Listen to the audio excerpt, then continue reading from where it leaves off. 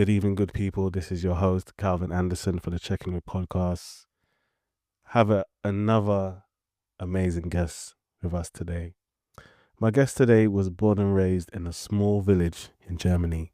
At 18, she completed her A-levels and moved to Hamburg to study musical theatre. She pursued musical theatre for 3 years, during which she also volunteered at a refugee home, providing music and play classes for children who had recently come to Germany. She then went on a pilgrimage in Spain, and she has expressed that has probably been the most spiritual experience in her life so far. Due to living in one of Germany's biggest cities, she became increasingly exposed to diversity. My guest today, we could keep going. When she came to London, she wanted to pursue acting, singing, dancing, auditioning, and she dreamt of having a career in musical theatre. My guest today, I will let her speak because on her bio, we will be here for the remainder of the evening because she has such a journey to speak on. So, ladies and gentlemen, please give a thunderous applause to Emily Jane. Emily, how are you? I'm good, thank you. Hi, everyone. Emily, thank you so much for coming into the pod today. Thanks for inviting me. I read briefly out your journey into therapy and, leaving your home and coming to London. For the listeners, Emily, tell us, what was it about this field particularly that I guess just grabbed you and you said, yeah, this is where I want to be? Well, to be honest, I had never heard of drama therapy. So I'm a newly qualified drama therapist registered with HCPC now. But a few years ago, I'd never heard of it. I didn't know it exists. As you said earlier, when I came to London, I had just graduated from drama school, wanting to be this musical theatre performer, which I wasn't the most talented at. And it's a very competitive industry, and I just lost the fun for the things I loved. Yeah. And people kept telling me, oh, you're good with people. Become a teacher. Do you not want to work with children? And then also working with children and still doing the acting, I came across a course called Dramatherapy. And I was like, what's that? I looked into it and I realized that sounds amazing. I always thought I'm not going to study in London because universities in Germany are for free and London is expensive and university is expensive. But drama therapy at that time, a few years ago, didn't exist in Germany, apart from, I think, one small university. So I decided, well, I have to stay then and I have to do it here. Yeah. And that's when I realized that's it. It's the passion for the creative arts and working with people for a good reason, and it's bringing it all together. Wow. And you're newly qualified. Yes. Speak to me on that journey, being newly qualified and stumbling into an amazing job opportunity. How has that been for you?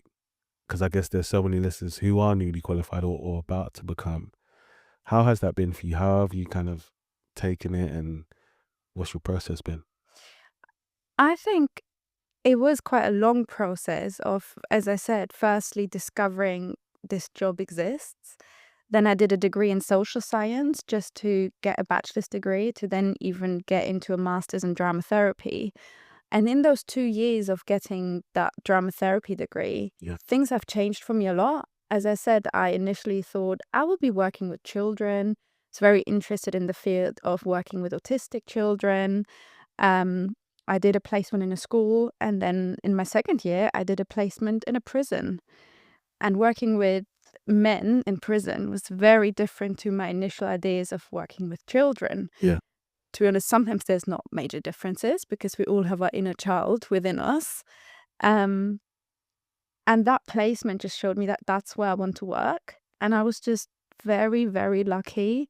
And I'm really, really grateful that doing that placement allowed me to gain enough experience to then get a job again in a prison straight after graduating. And I don't think it happens often, and I feel very privileged. And I'm also really grateful because I loved the placement. I loved being there while still learning. And I mean, I'm still learning. We're always learning. But now having the opportunity to be there full time, yeah, I'm just really grateful. Yeah. Congratulations, by the way. Thank you. Masters in drama therapy. This is a two-part question. What is a master's like in drama therapy? And speak to us on your thesis that you done.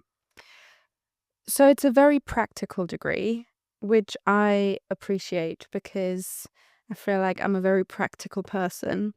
It's a lot of, so we don't really have exams. It's not very theory focused. There's theory in it, obviously, because you need the basics, but it's very practical. So you very much dive into being a client, a drama therapy client, while becoming the therapist. So you work with your cohort, you work with each other, exploring different techniques, different styles of providing creative therapies. And it's mainly exploring yourself in the realm of drama therapy. Yeah. So you have to be in therapy yourself for the whole time. So I was in one-on-one therapy and group therapy. And it's this journey of healing parts of yourself while learning how to heal others through practical experience. Yeah. And then my thesis, I mean, that's the theoretical part. But again, it was also practical because I did heuristic research, which means I was writing and researching about my personal experience in a prison. And the thesis title was how, actually, do I get the whole title together? Being a white female therapist working with predominantly Black male clients.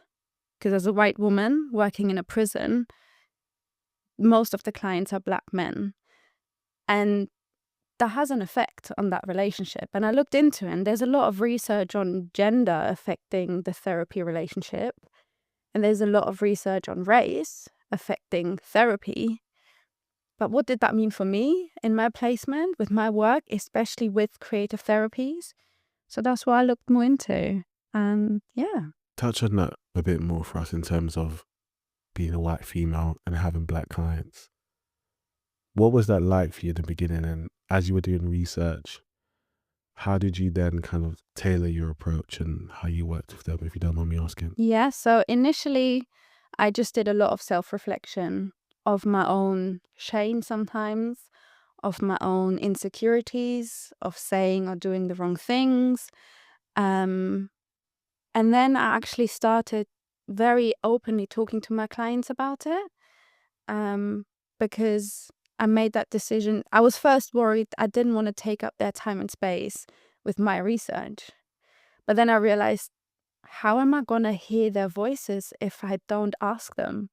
And I wanted to hear their voices because they are so important in this. Yeah. So with most of the clients I work with long term, I asked them and I had these open conversations. How do you feel about me being a white woman? Sometimes it came up in therapy anyway. And if not, whenever there was a safe space for it, we had those conversations. And that has changed a lot for me to have these open conversations where I directly addressed it. Not with everyone, and obviously only if it felt appropriate also in their therapeutic journey.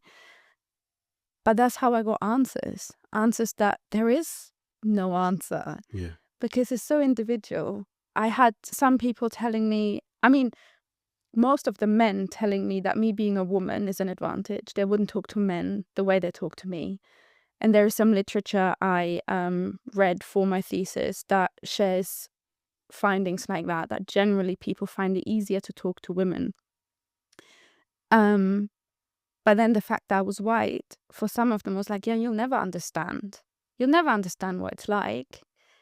And others were saying, oh, yeah, I work with other Black people. They just told me to get on with it because they've experienced the same things I'm going through. So they just tell me to get on with it. So if I tell you, I can tell someone who doesn't know what it's like. So there's pros and cons, there's limitations and there's advantages. And I actually never got that one answer. Yeah. I just realized it's very individual, really depends on the person. What I did learn is it's important to be aware and it's important to put the work in, to be as open as you can, and especially as a white woman, to try to not be ignorant, to sit with the uncomfortable. It is incredibly uncomfortable sometimes. There's a lot of, I think, also generational shame. There's a lot of generational trauma. In a way, when we think about the setting I'm working in, a prison, Yeah. these men are locked up and I have the keys. And when we think about our ancestry, me being free, them not being free, it's a lot. It's a lot. But I think having that awareness and allowing those uncomfortable conversations to happen, Yeah. that is what's been really helpful. I think for me, definitely. I hope for my clients too.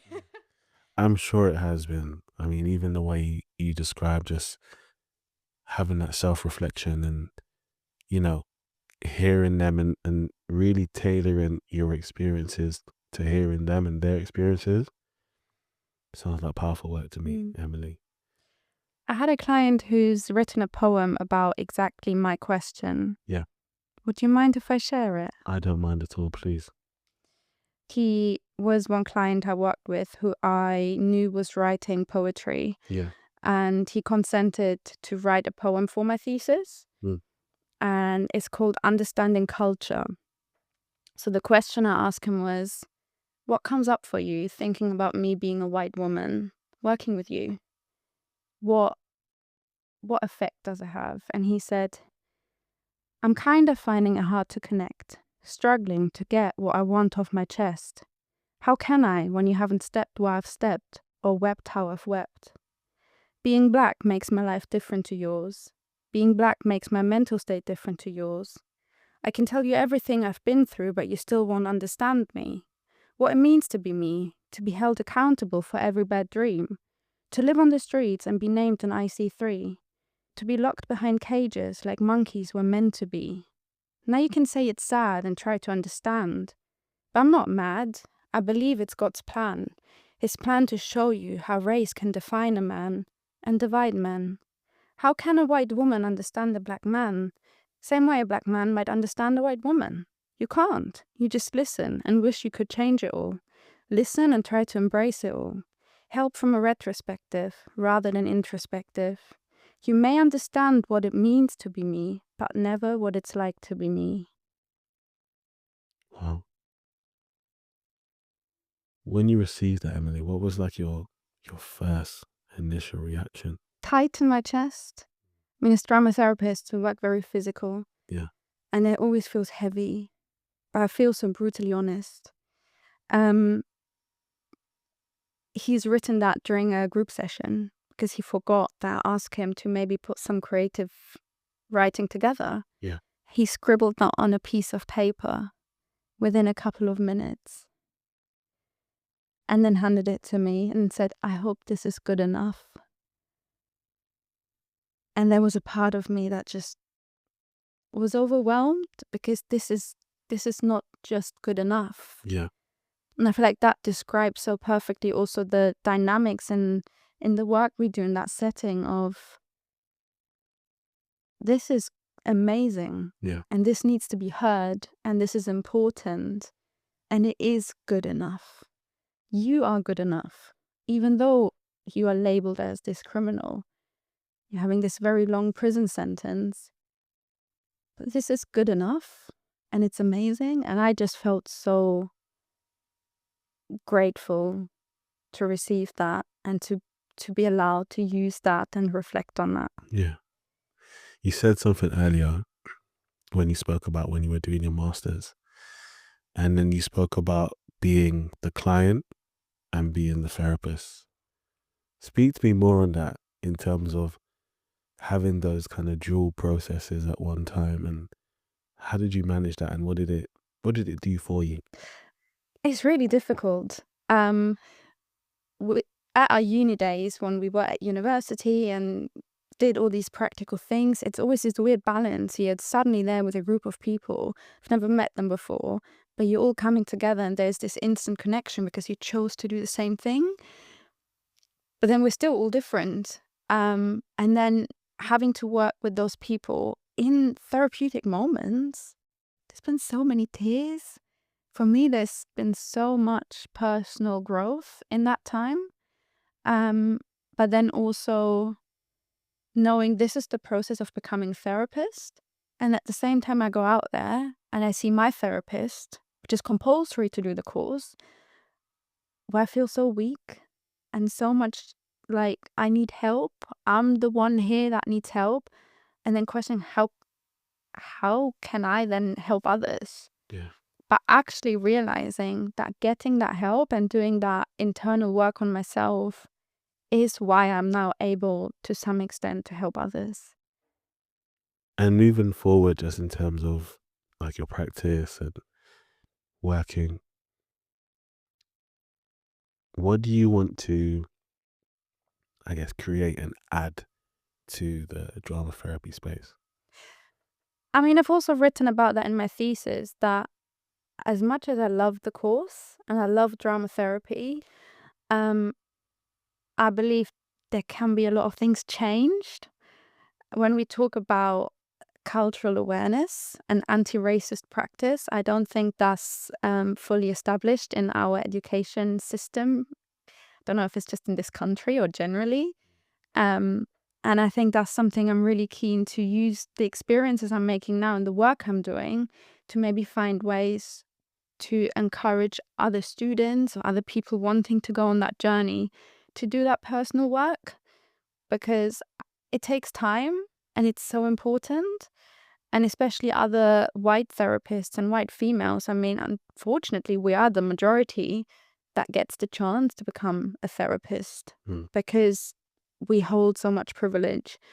But that also comes with the responsibility to take actions to learn and to become better and to become aware, to be able to be the therapist that's ethically practicing.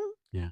And on the other hand, I do have more plans of, I mean, I love my job right now, Yeah. but I also still wonder if I want to work with kids one day.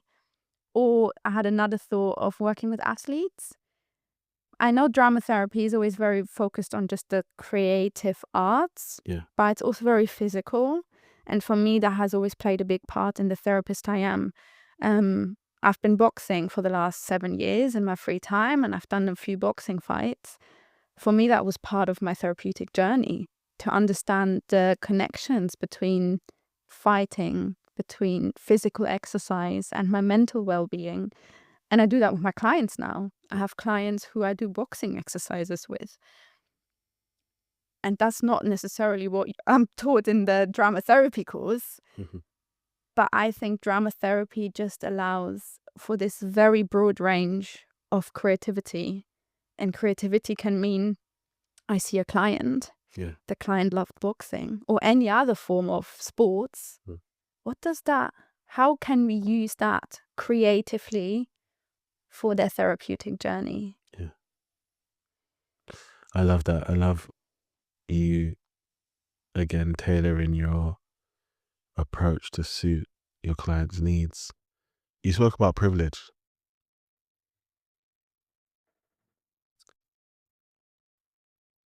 When you're in your sessions, do you feel that in there? Do you feel that coming from a client in terms of how they may view you or see you, or do you have it in the back of your mind where you kind of like work not with it, but you're more kind of, I guess, conscious about it just in case you kind of pick it up from a client? Like, tell me more about that.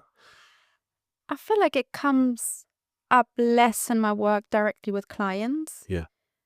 Because I feel like usually the clients I work with have waited a very long time to receive therapy. And in a way, they're quite desperate. And they're then very open. Often they don't trust anyway, just thinking about their life stories and the place they're in right now. So building trust is hard for them, no matter who I am and no matter if I'm white, black, or my identity. Yeah. So that takes time. And I think I'm trying to make them as comfortable as possible from the beginning. But where I see that privilege is more in the professional setting itself Yep. or in the university setting itself, as I said, when we think about the course I did, we're majority white women. Why is that? Because it's ridiculously expensive. Because when we think about the social structures we live in, we have that privilege that we can, well, it probably starts with going to nursery and going to good schools and, you know, making all those life experiences that then allow you to go to university, to then get into a master's like that, to be able to afford therapy and supervision for 2 years alongside that. That is very privileged. And then when we think about race and, you know, the social structures we have when we look at London, those men I work with, they didn't have those privileges. Their chances of getting into higher education was already so much smaller than mine. And I believe that's why I'm more conscious of that privilege when we think about the education and then the professional setting, the team I work in. We're mainly white clinicians, white middle-class clinicians. Yeah. And it's really unfair. And I feel like the clients are really missing out. And I think it should change. I don't have answers right now on exactly how to, unless, you know, finding ways to make universities free, to make sure that, because the compulsory therapy I had to be in is so important. I'm not saying don't do that. Yeah. But it's a lot of money. If that was offered, included in the university, what the university offers, that could change things. Yeah. Yeah. Emily, thank you so much for that. I love just your whole scope and perspective on that. And even when you mentioned including personal therapy within the course, rather than it being an external factor that is compulsory to the course itself. So thank you so much. Emily, where do you see drama therapy in like the next 5 years? Oh, that's a good question. I never thought about that. Growing, becoming more known. It's more needed, I guess. I mean, I'm very biased because I am a drama therapist.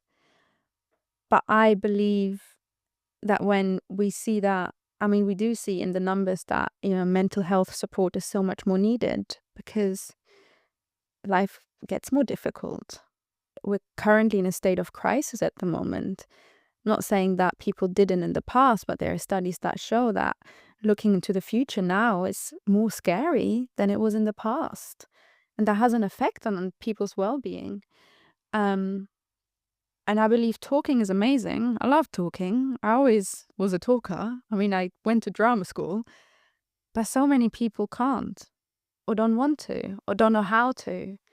And using drama therapy allows this access to therapy without having to have the words. And I believe that's so important. So I hope it's growing. I hope more people get into it. I hope it's also perceived as what it is therapy.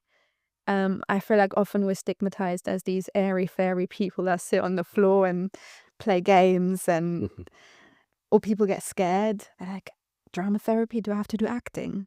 That's usually what the men confront me with when I offer drama therapy. Do I have to do acting? Yeah. It's like, no, you don't have to. You can if you want to. But just for people to gain this understanding of it's just psychotherapy. Yeah. But instead of just talking, if you need it and if you want to, we can use any form of creative expression to find your language to talk about what's going on within you. That's so powerful. In your bio, it says that you study musical theatre.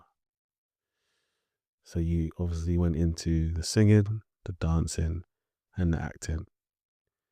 Why was it the drama aspect of those three things that drew you into, I guess, the therapy side? To be honest, I think it was all three of them because I think in drama therapy, they're very connected. I think that's what, as I mentioned just now, this just because it's called drama therapy, what I like about it is that it's very inclusive of any form of creativity and creative expression. Yeah. I have clients, they write lyrics, so we use music. I'm not a music therapist. Yeah. I'm a drama therapist. But when you think about drama, there's music in it, right? 100%. I have clients who, as I said, like movement, are very sporty. We move, we use the body, we use the space, we walk around, we create physical sculpts. It's not necessarily acting or drama, but it's part of it. And for me, this journey from doing that degree in musical theatre, which I also really appreciated, it was interesting 3 years. Yeah. I would do it again, but it was also a very hard time. As I said in the beginning, it's such a competitive field that for me had taken away all the fun that I had before when I was dancing ballet, when I was singing, because for 3 years then you're told you're not good enough. You're not tall enough, you're not skinny enough, you don't hit the right notes, you forgot the lines, you're not flexible enough, you're not this enough, not that enough. And for 3 years, you are told you are not good enough. Unless you are one of the most talented. And there are a few, and they are amazing. But that wasn't me. And then finding this way where I can still do the things I love, but if I don't hit the right note, it's fine. And if I get my lines, it's fine. And if I, don't jump high enough and do the splits in the air and do a double pirouette, it's fine. Because it's about expressing myself and not about being good enough. Wow. It's like, what did you learn most about yourself in this process, Emily? Oh. I mean, the 2 years of my degree have shaped a lot of who I am now. Yeah. Maybe actually not of who I am, but how well I understand who I am now. And it's been a journey, and I guess it's a journey for all of us going through life. Yeah. For me, I realize now what an impact it had for me to leave my home village, to leave Germany, to leave the countryside, because the life there is very different to Hamburg, to bigger cities, to being in London. And that has changed who I am. I was very lucky and privileged to meet amazing people along the way who have taught me a lot, who have opened my eyes, who have really broadened my horizon from countryside life, which is really lovely. And when you fit in there, it's beautiful. Yeah. And when you step out and you grow and you don't fit in anymore, that's when you see the little flaws maybe, or the little difficulties, or what it's like when you don't fit into that little world, that beautiful little world. Yeah. And I feel like what I've learned is that also with that change and that growth also comes a lot of loss. But yeah, all these things I've learned while I was doing that course and doing my own therapy, talking to my therapist about, I miss my childhood. In my childhood, I did fit in. Everything was easy and nice and lovely. Yeah. And when I now go to the places where I lived my childhood, it feels different because I don't fit in anymore. And the people I love in my life don't necessarily fit in there. And that doesn't mean it's a bad place. It just means it's a place that I don't fit in anymore 100% as I did as a kid. And that's really sad because you lose a lot.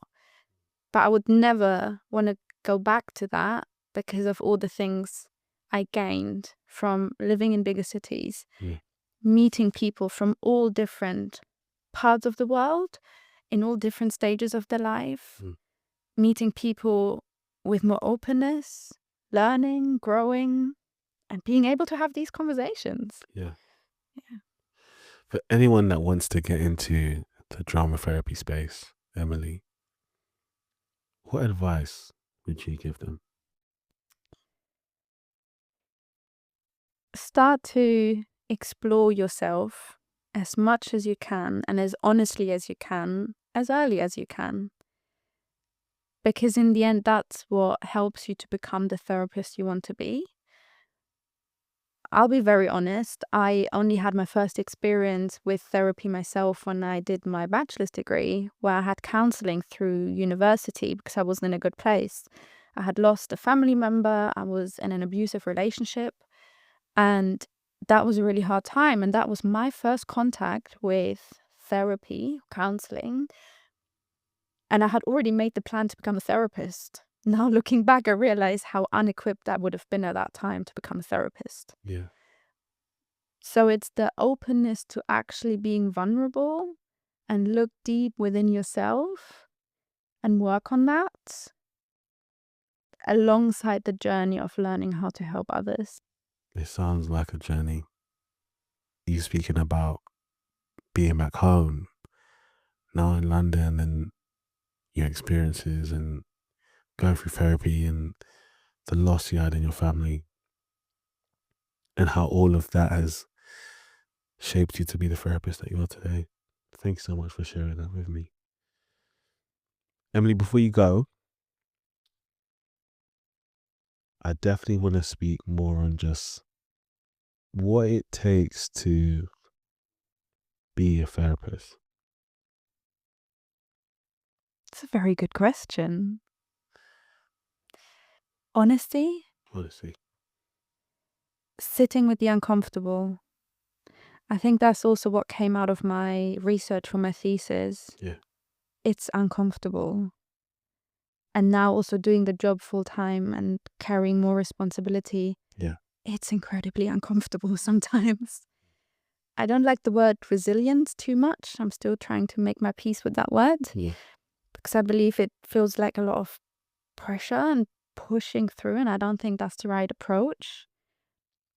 But being okay with the uncomfortable, that things go wrong, that it takes time. Yeah. Mm. Is there any other approaches or modalities that you're going to, I guess, combine with what you do now? I mean, I would say that my general approach to drama therapy is a bit unconventional because, as I said, I do like incorporating sports. And I'm not a sports therapist. Yeah. But I believe that that is maybe a field that needs to grow or that needs to connect with the creative side. So I'm really keen to collaborate more with people who do sports, to work with people who have the expertise in sports. I mean, I'd love to offer creative therapy sessions combined with boxing, combined with any other sports that people are interested in. Just because I believe it can also be a way into therapy when we want to, especially get men to go to therapy. Yeah. If I go around and talk to my men and tell them in the place I work in, do you want to do therapy? Do you want to do drama therapy? No, I don't need therapy. No, I'm good. I don't want to talk. I don't talk about my feelings. When I say, do you want to do some exercise? Shall we have a session in the gym? Yeah, sure, let's do that. Yeah. And I'm not saying we should hide the therapy behind there. Yeah. But I think it allows access. So for me, I want to get into a combination of being a drama therapist and a bit more of an active approach on we can do sports together and how can we use that for people to get into therapy. Because it's so interesting that you say that. What was it that sparked that for you, that you said, I want to work with people who are in the sports and athletic side of things? For me, it was, first of all, boxing myself. And as I said, there's been a time in my life that was a bit rough. And boxing was, I had my first boxing fight shortly after I ended this abusive relationship I mentioned earlier. Yeah.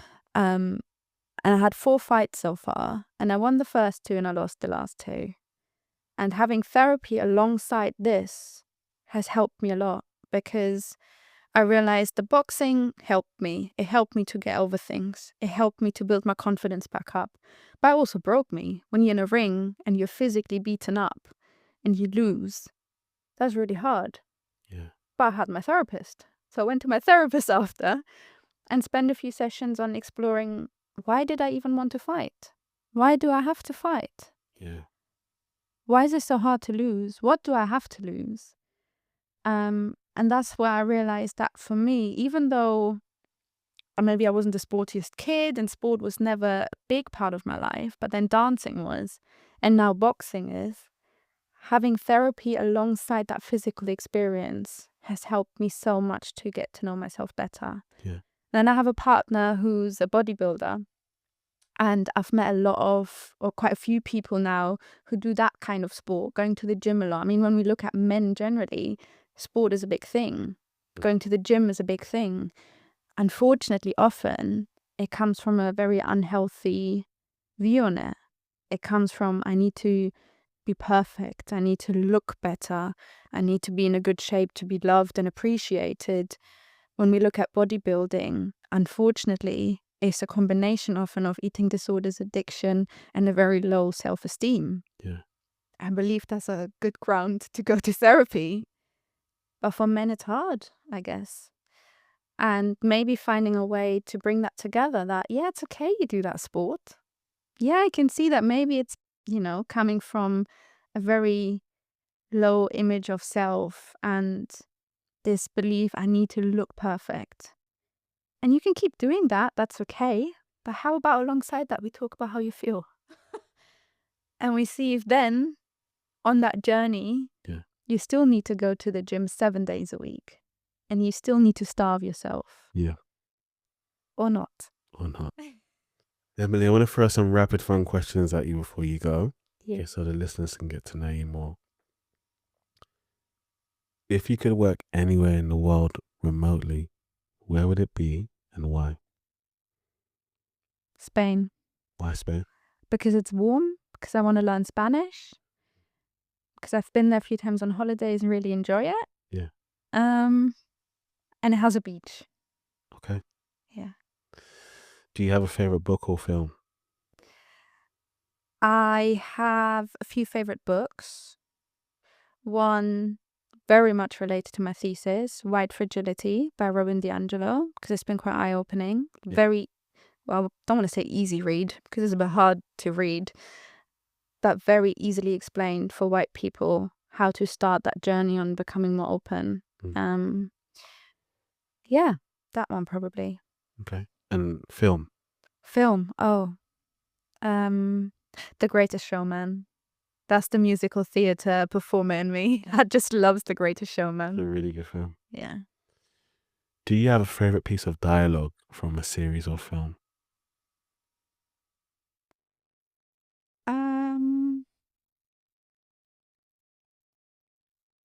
Not specifically. Mm. I have a favorite musical in which I like the song lyrics a lot, which is Wicked. Okay. Guess lots of people have seen it recently in the cinema. Yeah. But Wicked, the whole story, the lyrics of the songs is something I can really connect with. Mm-hmm. And because you're a creative individual, is there a piece of art that you like or artists that you're into? No, I wouldn't say so. Okay. But it's going to sound really cheesy. I love the art some of my clients create. That's not cheesy. I mean, that's really I think good. it is a bit, but I just think because there is this personal connection to it. Yeah. When you go to a museum and you look at art, often it feels disconnected. Mm. But then when you're alongside someone creating something who might not even identify as an artist, Yeah. and see the result, just as with the poem I shared earlier, Yeah. that's just something I really love. I think that's great. Do you have a favorite quote? Yes. But I only know in French or in German. That's a bit tricky now. Is from, I think, The Little Prince. Okay. By Antoine de Saint-Exupéry. Yes. It's, how do I translate it? You can only see well with your eyes. No, you can only see well with your heart. No, how do I translate this? Something around you can only see well with your heart because your eyes only see the surface.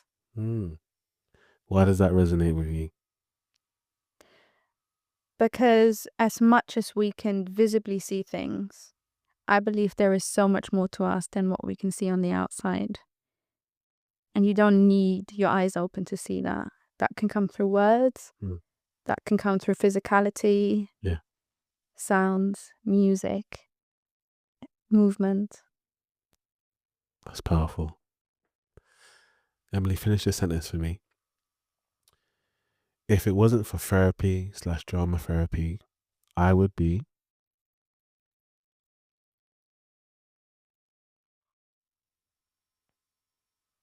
I would be.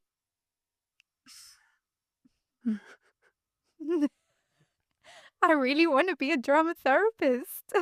Okay. I would be a drama teacher that secretly does drama therapy with their clients.